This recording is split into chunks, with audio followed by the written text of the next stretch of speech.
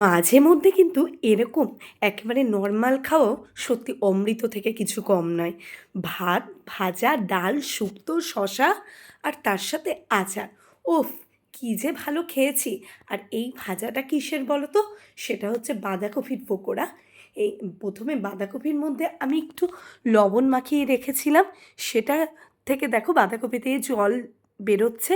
সেই বাঁধাকপির জলটাকে আমি ১ম এ চিপে, চিপে সরিয়ে নিলাম।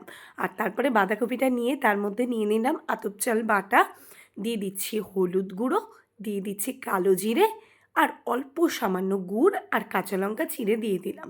ছোট, ছোট টুকরো করেও দিতে পারো। আর এর মধ্যে দিয়ে দিলাম আমি সামান্য পরিমাণ আটা, তোমরা চাইলে কর্নফ্লাওয়ারও ইউজ করতে পারো। আমার কাছে কর্নফ্লাওয়ারটা ছিল না, তাই আমি আটাটাই ইউজ করলাম। এটাকে ভালো করে মেখে নিচ্ছি।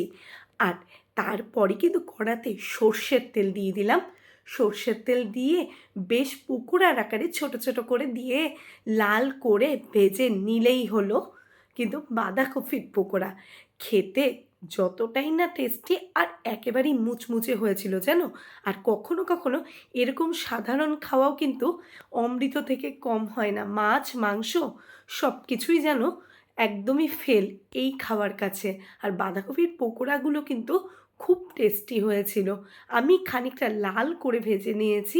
তোমরা চাইলে আরেকটু কম লাল করে ভেজে নিতে পারো। আর এইভাবে এপিঠ ওপিঠ করে নিলেই হয়ে গেল। আর দেখো আমি ১ম এ বড়াগুলো দিয়ে দিলাম, তারপরে দিয়ে দিলাম শসার কতগুলো টুকরো, দিয়ে দিচ্ছি ভাত, আর এর মধ্যে দিয়ে দিচ্ছি আমি ডাল আর শুক্তোটা। উফ! কি ভালো না খেলাম, সত্যি বলার বাইরে। আর তোমাদের কার কার এমন খাওয়া ভালো লাগে প্লিজ কমেন্ট বক্সে কমেন্ট করে জানাও।